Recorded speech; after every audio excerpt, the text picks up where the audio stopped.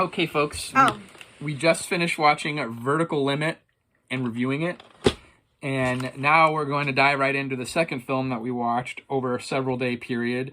This comes from my kids' charter school. They were purging their VHS library. And they give away tons of VHSs for free. You were kind enough to get the ex-school rental VHS. This is a 1974 film based on a novel by Wilson Rawls, Where the Red Ferns Grow.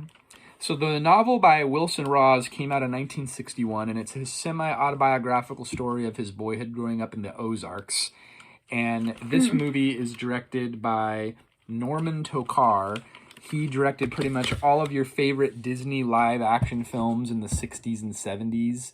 One of my personal favorites, Snowball Express, and I think he directed No Deposit, No Return, also one of my childhood favorites. But anyway, he died 5 years after this. He had a heart attack at age 59, but great director. His kind of niche was family-friendly films like this, mostly for Disney.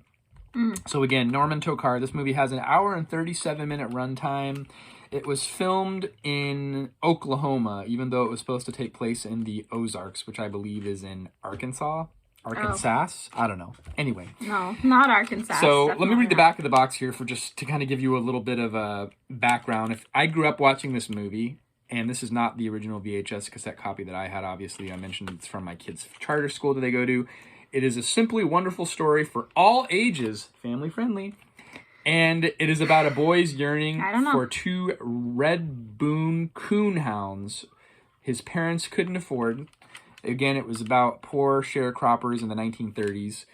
Although my big critique about some of these films from this time period, again, this film came out in the mid-70s, the hairstyles are never period correct for me. The hairstyles and facial hair is much more 70s than it is 1930s, so it kind of, and even some of the fashion sometimes. And the soundtrack.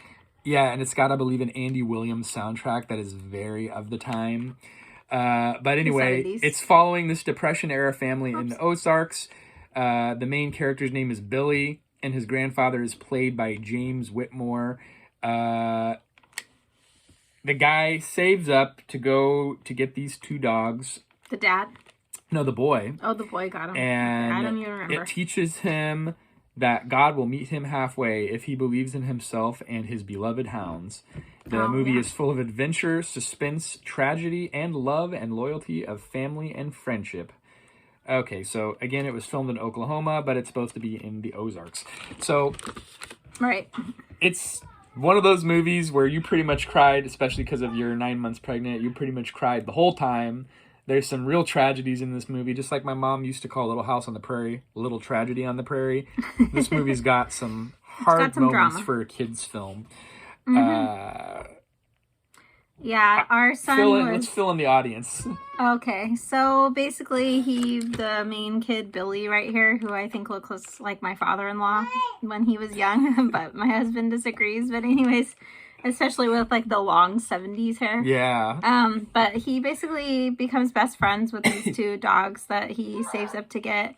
And then he gets obsessed with like hunting raccoons with the dogs. His mom makes him like a hat. What are those called? Coonskin cap out of the first raccoon that they kill. And these are like country backwoods folks in the deep south. But then there's a tragedy that happens. Like, should we do spoilers? Because this is a really old movie. It's like there's a lot of hard scenarios. There's a hard like childhood tragedy that happens with like one of the There's a lot of neighborhood rivalries with these two brothers that are neighborhood kids. And back in the day, these kids like were allowed to hunt and carry like weapons and stuff. Yeah, so they weren't snowflakes back in the 1930s. But you can see how that could cause like a tragedy, having like a 8 to 10 to 11, 12, however old they were. Those kids looked like they were 12 to 13 to me. Okay, well, they're running around the forest, messing around, carrying weapons. And the weapons were hand hatchets. And not being, like, careful, so something bad is bound to happen. So you get the idea. My 3.5-year-old was watching it with us, and it was, like, pretty sad because he went from 1 minute smiling ear to ear to this kid died, like this neighbor kid, died tragically, and I'm just, like, bawling my head off. And he's kind of the type of little kid, he's always like, Mommy, are you happy? And I'm like, No. Not in this moment, son. No, this is tragic. So I would say there were like maybe three tragic moments like that, or almost. Because then something almost happens to one of the other characters, but they end up okay. I don't want to say. I just want to say these hounds were amazing. They were like, even though it's a movie, were the hounds brother and sister are from the same litter? I think so, and they just have this kinship together. Mm-hmm. And their names were Dan and Anne, I believe. Yeah, Dan and Anne. But the full name was Joanna, I think, because when he's searching for the dog at one point, he's yelling Joanne or Joanna or something. But anyways, their names were Dan and Anne. And they were besties, and they were super good at hunting dogs. But then when somebody goes missing, his grandfather, they're in a raccoon hunting contest for a Gold Cup prize with cash involved, and these dogs are ferociously hunting the raccoons, and they are relentless. When they find it, they won't leave. So there's one scene prior to this where they chase a raccoon up a tree, and he spends hours with a little hand hatchet cutting down this massive tree that's probably like 3 feet across with a hand hatchet, just so his dogs will get the raccoon, and they aren't going to leave that raccoon up in that tree. It's kind of sad that those innocent raccoons that just living their lives in the Ozarks were just massacred by hounds. Just so he could have a hat. No, it was like a prestigious thing in the Deep South. You're hunting raccoons, but maybe I'm just too much of a snowflake. Raccoons will rip your face off. They're not friendly creatures, so be careful. And there is a moment where he does pray to God when he has the tree almost cut down all the way, but it's not going down. He gave up. He ran out of strength. And he said, God, could you just meet me the rest of the way? Which I'm going to start crying because I'm pregnant. This wind picks up and the tree blows over, and he gets his raccoon for his dog. And we're like, oh, no wonder this movie isn't allowed in schools anymore. It's because he prayed to God. Yeah, no God in public schools. So can't do that. The other scene is they're hunting these raccoons for cash prize, and they catch 3 raccoons in a tree, and it would have let him be the winner of the contest, but his grandpa goes missing in a storm, and he falls down and his leg is hurt. Yeah, he breaks his leg. He asks his dogs to give up their prize to go help him find the grandpa, and the hounds have really good noses, so they find the grandfather, and he relinquishes the prize to somebody else, but the dogs save his grandfather's life. But tell me if this is realistic. Could he really say, where's grandpa, and these 2 dogs would know who he wanted them to find? I think dogs are smarter than you're giving them credit for. I don't have dogs. We just have 2 cats. So in the comments, let me know. Could you tell your hounds, like, go find grandpa? I mean, it's like Lassie and Timmy in the Well or something. Like, Lassie, where's Timmy? So this movie made $5.85 million. It made $5.85 million at the box office. I couldn't find any numbers as how much it cost to make, but I grew up watching this movie on video cassette. My mom loved it. I enjoyed it. I think you enjoyed it too. I enjoyed it. It was just, I think I did the ugly cry. Oh my gosh. Like 3 times in this movie at least, because I don't know if it's the pregnancy hormones or just I cry at everything anyways. But yeah, you're definitely going to ugly cry, because then by the end, it's super tragic what happens. So IMDb gives it an average of 6.9 out of 10, which it's not bad for them. Rotten Tomatoes, I think they're a little bit low. Again, it's a movie of its time. The fashion could have been more authentic to the 1930s. 75% Rotten Tomatoes score. However, 73 folks have submitted their reviews to Google for an average of 4.3 out of 5, and I think that's where I stand. I am 4 out of 5 on Where the Red Ferns Grow. It's hard for me to say, because I feel like it's hard to compare this movie to, like, modern movies, but... Like I said, it's a movie of its time. Yeah, but, I mean, I would say it's probably a classic. I do like how it says it right on the box.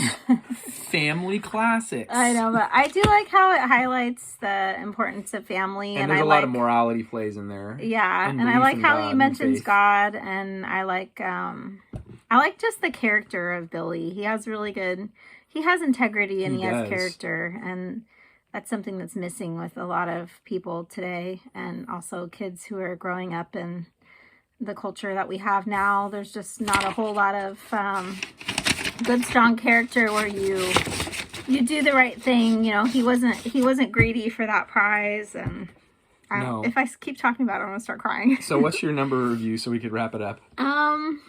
I guess I'm 4 out of 5. It's pretty good. I'm kind of fair. It's about time. I like happy endings, but I guess it was realistic in the way that it ended, as far as the these animals don't live forever, but Yeah. it was just... And it just It shows was you the just love really between sad. boy and dogs. A boy and a dog. And my neighbor was just telling me yesterday, your boys need a dog as a man's best friend. It was funny, though, just as a side note, these two dogs got into an altercation with this wildcat, and my son, Samuel, my second son, loves cats. He's convinced that he hates dogs. So then when the boy runs to the dog's defense with his hatchet and has to take care of business with this wildcat, my son Samuel was absolutely horrified and cried out in terror and said, the cat didn't deserve that. Again, it was traumatizing for him. It was a Poor cougar, guy. and it was man versus cougar, and the dogs intervened and saved their owner. My son couldn't care less about those dogs, but when that cat was getting destroyed, he was, like I said, it was traumatizing. He was irate. So that's a wrap for Where the Red Ferns Grow. Side note, there is a sequel that came out in the 80s or 90s starring Wilfred Brimley. And then Disney also did a remake of this film in the early 2000s, which I have no interest in watching. And of course, it's based on the book, which I have never read. But did you read the book in school? I did not. Oh, okay. Thanks for watching. Until next time, we'll see you then. Bye.